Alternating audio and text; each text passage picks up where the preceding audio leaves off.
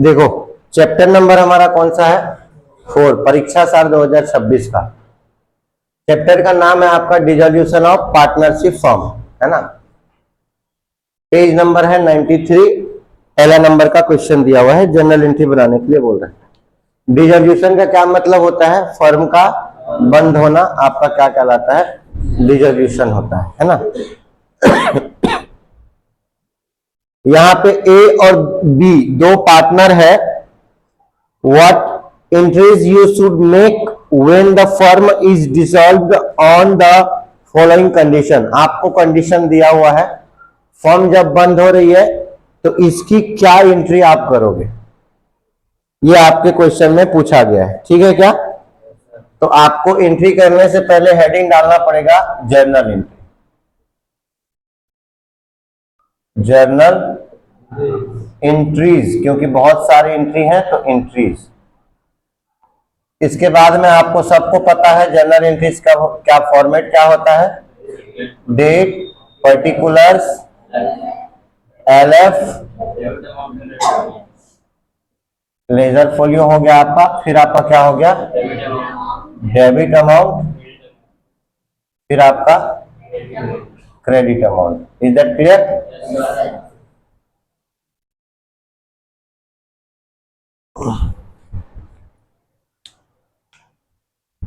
पंखा को चालू मत करना, वीडियो में दिक्कत आ रही है, ठीक है। इस चैप्टर में डिसोल्यूशन ऑफ पार्टनरशिप फर्म में फर्म को क्या करना है? बंद करना है। और जब फर्म बंद होगी तो अलग अलग प्रकार का कंडीशन आपको दिया है, उस कंडीशन की हमको क्या करनी है? जर्नल एंट्रीज करनी है। समझ में आ रहा है क्या? ये जर्नल एंट्री आपको बताने से पहले मैं इस चैप्टर का ओवरव्यू आपको पहले दे देता हूं। ये अकेले का जो चैप्टर है वो 13 मार्क्स का है। कितने मार्क्स का?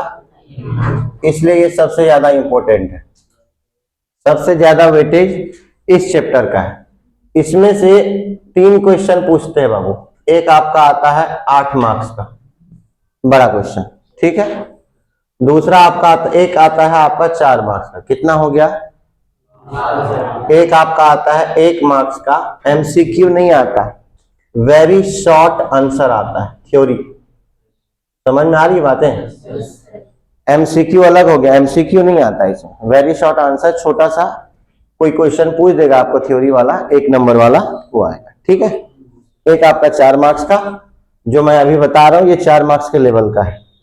फिर एक बताऊंगा मैं 8 मार्क्स का, जिसमें realisation account, partners capital account, ये सब सारा चीज बनेगा लास्ट में, ठीक है क्या।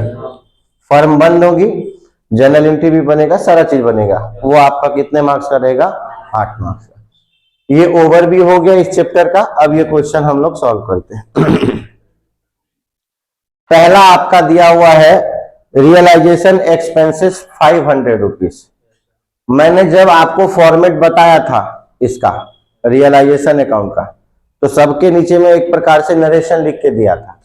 रियलाइजेशन एक्सपेंसेस को जब हम लोग पेड करते हैं तो किस साइड में आता है वो? डेबिट में आता है कि क्रेडिट में आता है? बताइए, किसी को याद है? डेबिट साइड में आता है। क्या नाम से आता है? To cash. समझ में आ रहा है क्या? तो जब आपका डेबिट साइड में एंट्री हो रही है तो वो लेजर अकाउंट हो गया आपका। रियलाइजेशन अकाउंट का मतलब लेजर अकाउंट। जब लेजर से जनरल में पोस्टिंग करते हैं तो साइड क्या हो जाता है? चेंज हो जाता है। वो क्या है? डेबिट में आया तो इधर क्या आएगा? क्रेडिट का तो पता चल गया, टू कैश आएगा करके। तो डेबिट में क्या आएगा? जिसके अंडर में बन रहा है। किसके अंडर में आया? तो रियलाइजेशन अकाउंट को क्या करोगे? रियलाइजेशन अकाउंट, रियलाइजेशन अकाउंट आपका क्या हो जाएगा?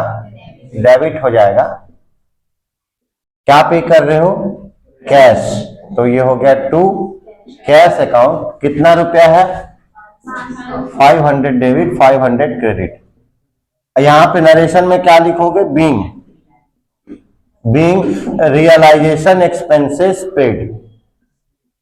रियलाइजेशन एक्सपेंसेस पेड, आपने पेड कर दिया। समझ में आया क्या? किसी को कोई डाउट है तो बताइए। यहां डेट आपको नहीं दिया है, सीरियल नंबर आपको लिखना है। इधर क्लियर? यहां तक किसी को डाउट नहीं है ना? आगे बढ़े, ठीक है। फॉर्मेट मैं बता चुका हूं इजी वे में, पॉइंट वाइज आपको मैं बताया हूं, अगर वो जिसको याद रहेगा जनरल एंट्री में उसको तकलीफ नहीं जाएगी। ठीक है, आगे का क्वेश्चन भी मैं समझाऊंगा, जनरल एंट्री वहां से भी मैं बताऊंगा तो और अच्छे से आपको क्लियर हो जाएगा। ठीक है क्या? दूसरा पॉइंट आपका आता है the realised amount of unrecorded asset sold 2000 रुपया। अनरिकॉर्डेड एसेट सोड, रियलाइज का मतलब क्या होता है? बेचना। रियलाइज मतलब एसेट्स को आपने क्या कर दिया? बेच दिया, उससे आपको पैसा आया, दैट इज कॉल्ड रियलाइज। समझ में आया क्या? पैसे आएगा तो क्या करते हैं? पैसे जब आता है बेचने के बाद में, तो इस साइड में आप क्या करते हो? किधर दिखाते हो? रियलाइजेशन अकाउंट में क्रेडिट में दिखाते हो ना, बाय बैंक करके, और नीचे में क्या लिखते हो? Asset sold, right? तो उस साइड में अगर क्रेडिट में आया तो इधर क्या आएगा? तो यहां पे आपका 2 नंबर का क्या बनेगा? Cash account debit. Cash account, एक आपको पता चल गया डेबिट, दूसरा क्या होगा? तो दूसरे नंबर में क्या फिक्स रहेगा? अब वो चाहे डेबिट में आए चाहे क्रेडिट में आए, दूसरे नंबर में ये फिक्स रहेगा। समझ में आ रहा है क्या? क्योंकि सारा प्रोसेस जो है वो किसका है? रियलाइजेशन अकाउंट का है, तो एक साइड ये आएगा। आपको पता चल गया कैश डेबिट होगा, तो एक साइड क्या आएगा? रियलाइजेशन। यहां पे आपको पता चल गया था कैश क्रेडिट हुआ, तो डेबिट में क्या आया था? Realisation account. किसी को कोई डाउट है क्या? बोलिए ना। यहां पे क्या लिखोगे? Being unrecorded assets realise, being unrecorded assets realised. समझ आ रहा है? कितना रुपया है? 2000 डेबिट में लिखिए, 2000 क्रेडिट में लिख लीजिए। क्लियर है क्या? तीसरा नंबर में आपका क्या दिया हुआ है? The stock of ₹2000 is transfer to realisation account. हमने स्टॉक को ट्रांसफर किया। स्टॉक मतलब एसेट।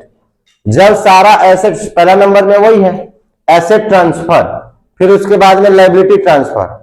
तो रियलाइजेशन अकाउंट में किधर आता है जब एसेट को ट्रांसफर करते हैं? तो अभी किधर आएगा? तो स्टॉक को क्या करोगे? एक पता चल गया, दूसरा क्या होगा? किसका नाम बताओ? 3 नंबर। रियलाइजेशन क्या हो जाएगा? डेबिट हो जाएगा। रियलाइजेशन अकाउंट आपका हो जाएगा डेबिट, और क्या हो जाएगा? To stock account. ये आपका यहां पे क्या लिखोगे? Being asset. हाँ ठीक बोल रहे बेटा, बीइंग एसेट। एसेट में आपका क्या नाम आ गया? स्टॉक ना, तो यहां पे आप एसेट की जगह में क्या लिख सकते हो? Being stock transferred. नहीं समझ आ रहा है क्या? इजी है कि नहीं? कितना अमाउंट है? 2000 डेबिट, 2000 क्रेडिट आप लोग लिख लेंगे। फिर नेक्स्ट बताइए क्या कंडीशन दिया हुआ है?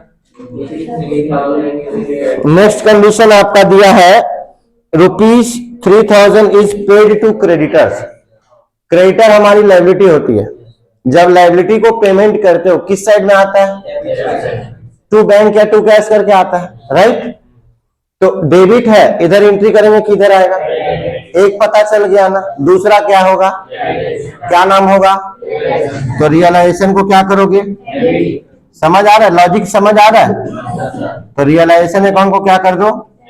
डेबिट कर दो, और फिर 2 यहां पे क्या हो जाएगा?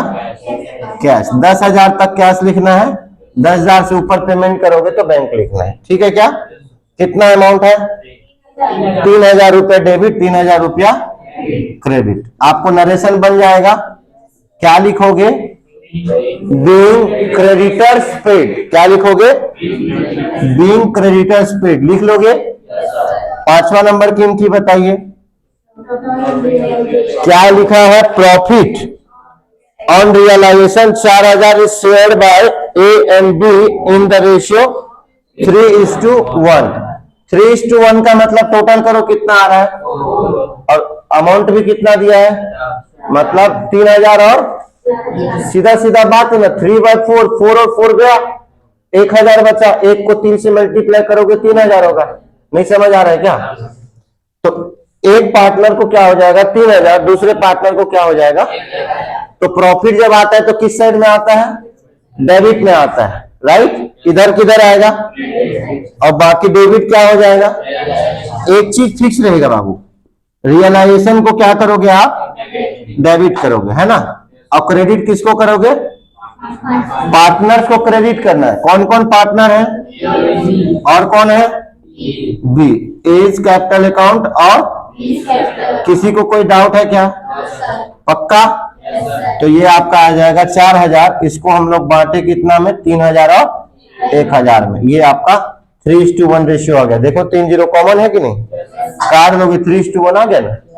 यहाँ पे क्या लिखोगे, नरेशन में क्या लिखोगे, हाँ, क्योंकि ब्रैकेट में लिखते हैं ना transfer to partners capital account, right. तो यहाँ पे आपको बिंग बजोड़ना है वहां पे, नहीं समझे क्या। बाकी आपको वही का पूरा लिख देना है। क्लियर हुआ क्या, किसी कोई डाउट, पक्का। आपका हो गया क्वेश्चन।